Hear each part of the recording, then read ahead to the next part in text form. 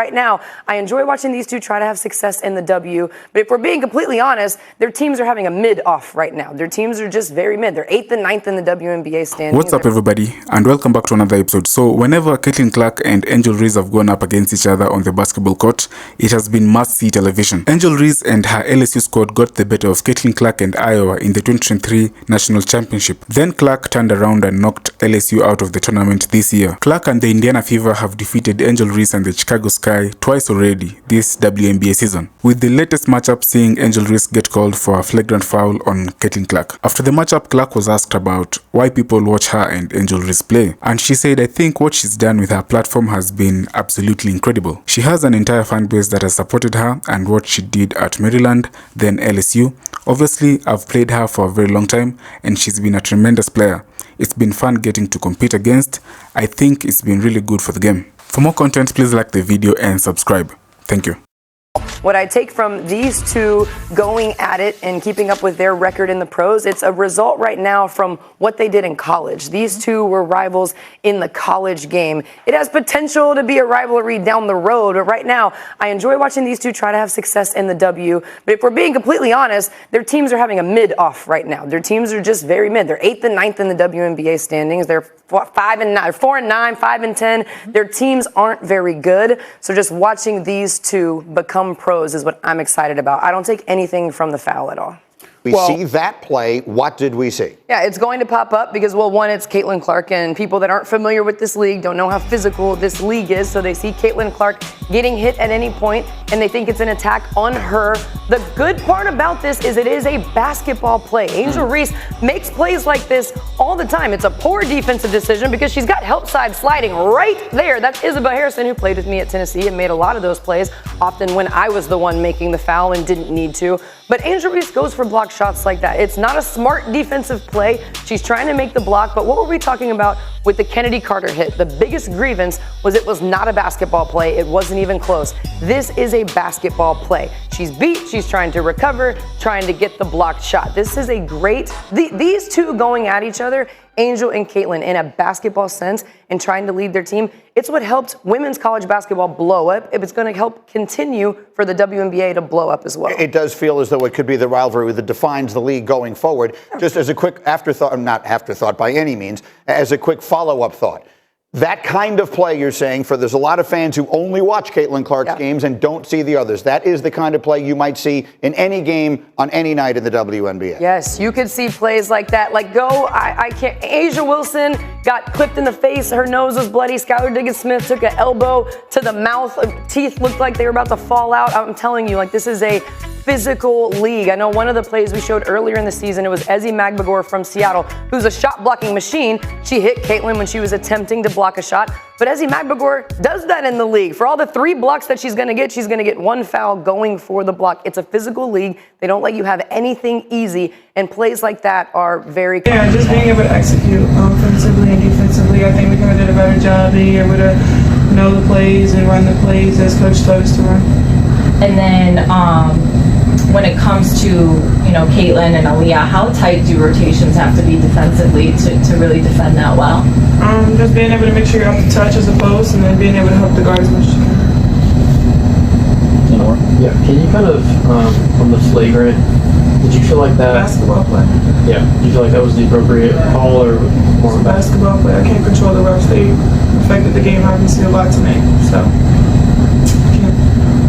But it did look in it, but like you were going for the ball. I mean, I'm always going for the ball. Like, y'all gonna play that clip for like 20 times before Monday? So. Well, we don't work in TV, so I'm not going to play it anymore. But yeah, this clip gonna get out somewhere. That doesn't happen on my side. You're correct. Yes. Yeah. When it comes to this losing streak, how do you guys have to respond as far as coming together in these moments? Yeah, I mean, pressure breaks pipes. So either we're going to sink down and just continue to keep losing, or we're going to do what it takes to figure out what to do to get better. I think we just got to get back to the drawing board and figure things out. Angel, I want to get your assessment from the first half to the second half, because the first half, you and Camilla were cooking in the first half there, but what happened in that second half? I mean, for inside, I think we were playing really hard. think we went out really strong a lot of times, and we didn't get a lot of calls. And going back and looking at the film, I've seen a lot of calls that weren't made. I guess some people got a special whistle, but just being able to play hard as best as we can. I'm still proud of Camilla going on, still getting a double-double. And that's something y'all not gonna be able to stop, regardless of the referees. Like, we're here for a while. We're not gonna be denied. It's no matter what you guys can try to do, but our goal is to win, and we're gonna do whatever it takes to win and continue to do that. There's been a lot of talk about the star power on both of these young teams, and as we saw, it was, you know, a one possession game to the final couple minutes. What do you think? How does that add to kind of the excitement between these two teams and the excitement of playing in a game like this? Yeah, I mean, I guess another basketball game. I guess a lot of hype around the game, of course, but we're kind of honestly just here to play ball. Any more for Angel? I got one more. Angel, so just, I mean, obviously we talk a lot about the fact that you haven't lost a lot of games in your career. What do you do to kind of get your mind right just in a tough stretch like this? I mean, yeah, it's tough. I'm not used to losing like this. But either I'm going to be mad and sad about it, or I'm going to get up and figure out what I can do better, and look myself in the mirror and figure out what can I do better before the next game to help the team. Any more for Angel? Thank you, Angel. Made, but what improvements do you think need to be made in late game situations to kind of push you guys over the edge? Just like the little details. Obviously, you know, we're a super new team, and it's not an excuse, but you know, there's some growing pains, and just executing down the stretch, like what coach draws up and stuff, individually, so that we as a team can succeed. Like, it's important. So just like kind of locking in and not being worried about whatever, I don't know, anything that's going on in the game. There's a lot of things that can distract you. So just like being able to lock in on the board and go board to court would be, if I could pick one thing, would be important. What do you think's happening in those situations where the play is breaking down and you guys are kind of getting away from the play that's drawn up? I mean, number one, maybe just like literally forgetting what you're supposed to do, possibly. And then also, you know, the game moves faster than you think it does when you're on the board watching. Then all of a sudden, maybe someone face guards, so she curls a little bit differently, and now you're confused, possibly. Like stuff like that, where, you know, I think you have to actually understand exactly what the play is trying to do, and I think that would help, you know, execute better if you kind of know the end result. And then just what were your thoughts on the difference in starting rotation? I mean, I don't know if this was like starters or non-starters type of thing, but like I thought that we took care of the ball well today, so I thought that was a good, like a bright spot. And then we had 12 offensive rebounds, although we had 7 in the first half, I think, so like in the second half not as well. But kind of, you know, I thought that Camilla and Angel did a good job like attacking the rebounds offensively. But then on the flip side, I think that we could have helped them a little bit inside more. Boston was getting deep steals, and Melissa was getting to play her one-on-one from the free throw line, so maybe if we could have helped them, like, been better teammates defensively. More from Marina? Yeah, there are a lot of people excited about this game, excited about the series rivalry between these two teams, and you know, basically a one-possession game for most of the game.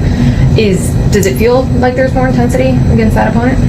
I don't feel it. I mean, I'm not really in that stuff. I feel like that's like the new fans and stuff, so I don't remember Chicago and Indiana ever being a rival. Sorry, I just don't see it like that, but yeah, there's 12 teams in this league, so I feel like, I mean, we want to beat them all, and yeah, I don't even know what happens. So Maria, I wanted to ask you were operating a lot out of the post tonight. Just how did you feel out there with the ball and just the way the team were getting the ball to you? My teammates did a really good job finding me today, for sure, but also I feel like it could have converted better for them a little bit more. But I mean, that's a bright spot for tonight for sure, but we didn't get the win, so I'm really happy about it.